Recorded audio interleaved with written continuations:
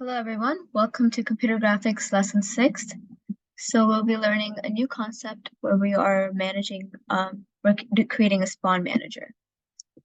So in our last lesson, we focused on prefabs. So we created prefabs, we overrid prefabs, and then we used key presses, basically using the spacebar to launch a projectile prefab, which in this case was the food object.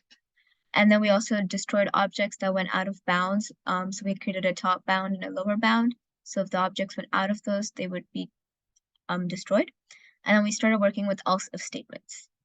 So just a little recap, prefabs they act as objects, and basically it allows users to launch an object using a key press. So instead of like dragging it on, you can use a key press and then it'll automatically like clone the object. And then we created it through our assets folder. So for this project, continuing on, we want to do the same thing for animals, except since when we did the previous part, you have to drag the animals onto the screen in order for them to come back. We want to randomly make them spawn onto the screen. And we're going to do that by using triggering a key press once again. And then we kind of want to spawn a random animal at a random position. And we want it to go towards the player. So we'll work with creating an empty object with using scripts again. We're going to start using arrays for this project, and then we'll also randomly generate values.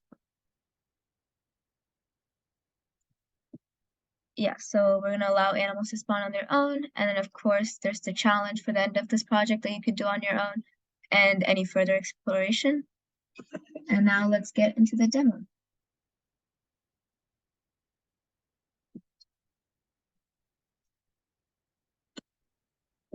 So our first step is in the hierarchy. We want to create an empty object. So we're going to go to the plus. We're going to create an empty object. And then we want to call it spawn manager.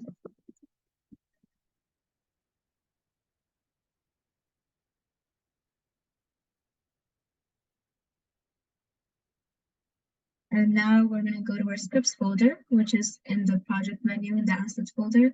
We're going to create a new script. And we want to call that spawn manager.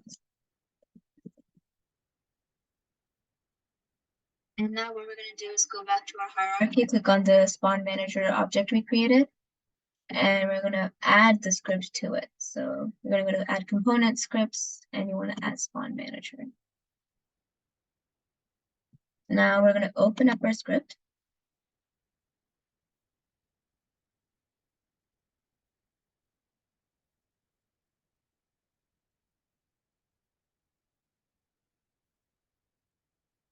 So in our class, we want to declare a new game object, so public game object. And we're going to use these square brackets for game object, and we're going to call the game objects animal prefabs.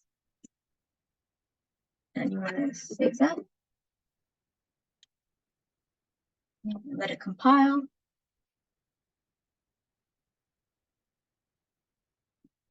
So in our inspector, we'll in our script area, we'll see the animal prefabs and we have a count. So this is our array. We created an animal prefabs array. And we're going to change the size to match our animal count. So I'm using 3 animals.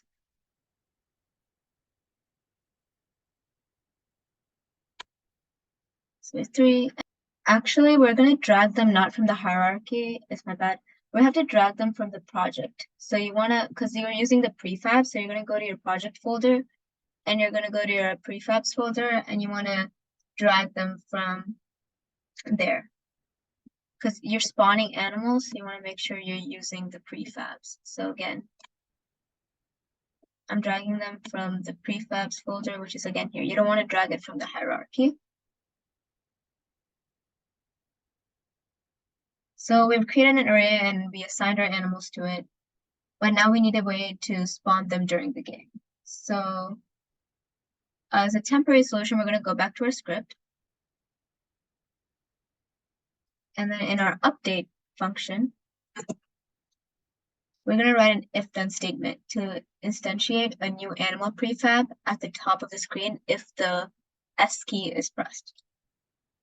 So first, we want to create an index.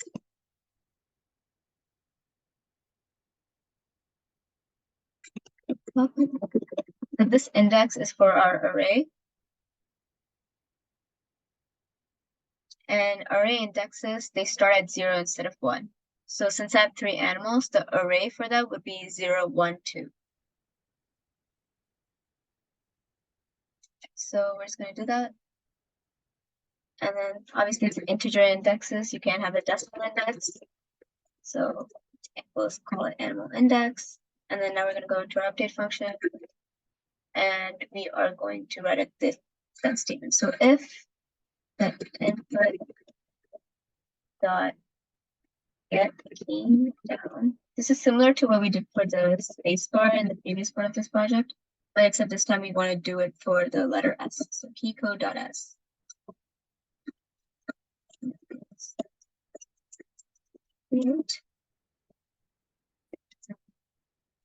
That's from our animal prefabs. We're going to get the animal index.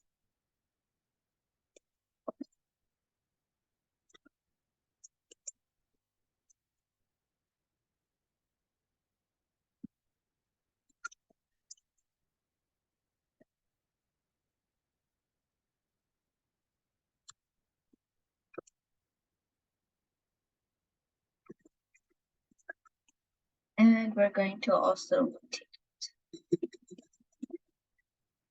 Again, the same thing. Dot transform. Dot. Pause the video to see what I typed. But yeah, we basically wrote that if we press the S key down, we're gonna take one of the animals from the animal prefabs. We had 3 there.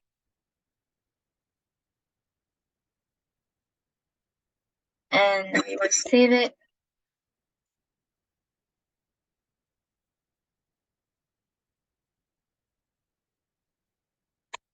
And let's compile it and let's test it. Yeah, so here you can see in our inspector now for our spawn manager object, we have the animal index. So again, this is 0, 1, 2. Let's say we want the beagle, the dog.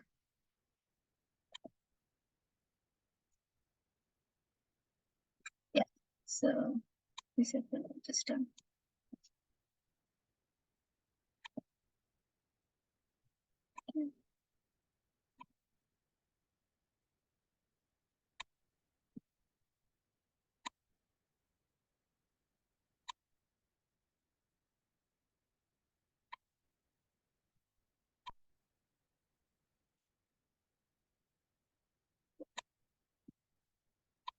Just so we can see more clearly. So I'm running the game. You can see it. It's my bad.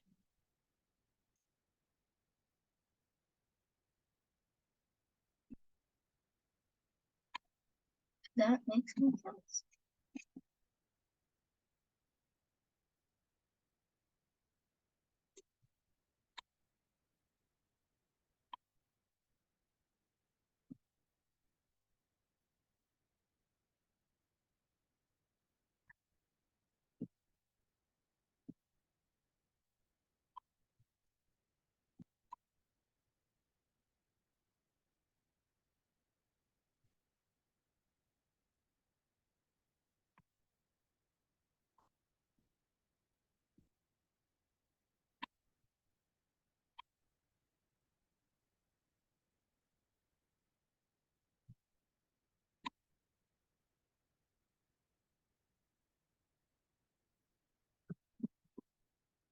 And so as you can see, right now we have the food and now all the animals are gone. So let's press S.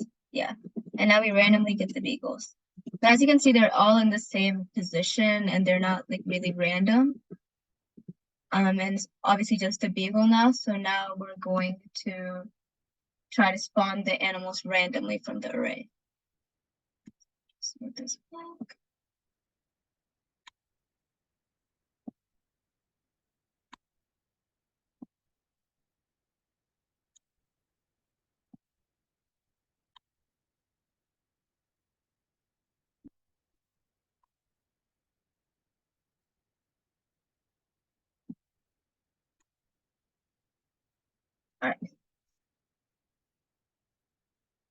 So we're going to go back to our script. So now in the if-then statement that we created, we want to generate a random integer animal index between 0 and the length of the array. So we no longer need like this specific integer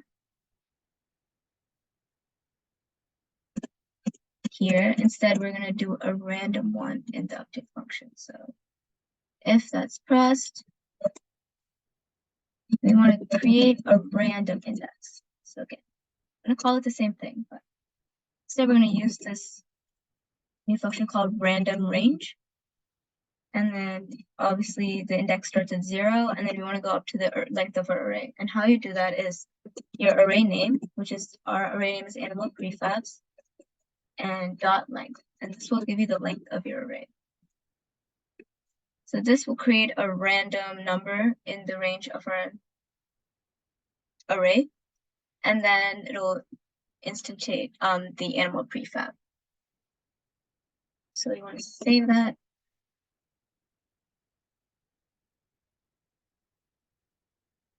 So now we have randomly created the spawn, but you also want to randomize the position, because when we did the dog one, we saw how it just came in that same position over and over again. So you want to replace the, change the position basically. So for that, we're going to create two float variables, private float variables. Spawn, we're going to call them spawn range x. And for now, we're just going to set it to 20. And then private float spawn position.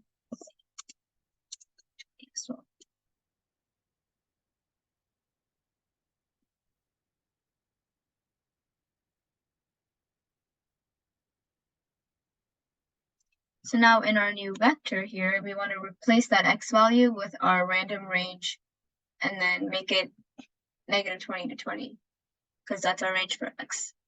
So how we're going to do that is create, in our if-then statement, we are going to create a vector based on position. We're going to call it that. And with the index, we're going to create a new position, so 3. And then it's going to be random range. And you want to do it basically the negative x range to the positive. So we call that our spawn range x. So it'll be the negative of that spawn range x. And then y will just be 0. And then for z, we're just going to do our spawn position z that we created.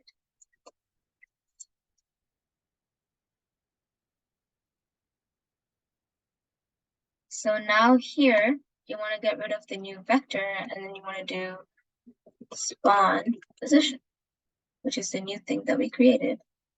And everything else should stay the same. Let's save that.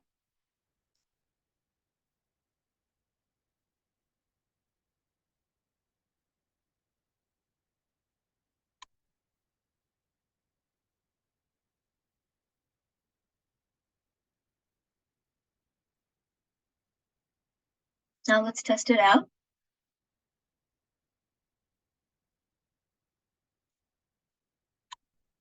I'm gonna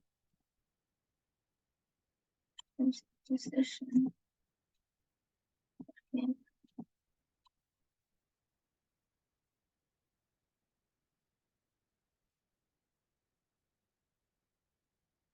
There we go. Okay. Yeah, so again, moving left, pressing the space bar. Now let's spawn random animals. There we go. Get random animals, and we should include them. Pressing S again. Whoa, look at that.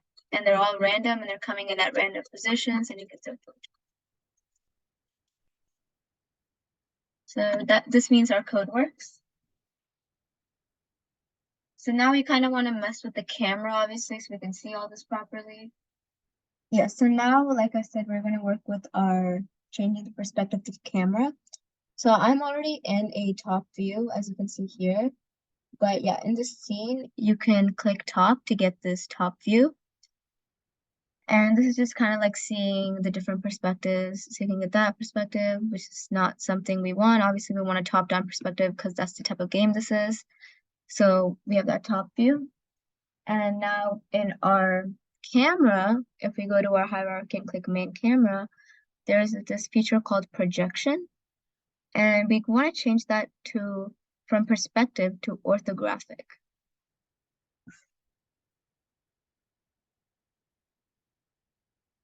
And now when we play, I already have game here. So you'll see it at the bottom of my screen. You can also see the camera view here. Obviously, it just,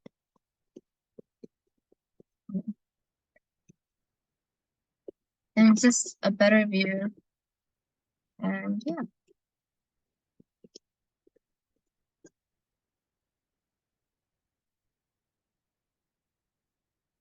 So now in this new part of this project, we made the player be able to press the S key to spawn an animal, and we were able to do a randomized version of the animal that's selected and the location of the animal that we spawned.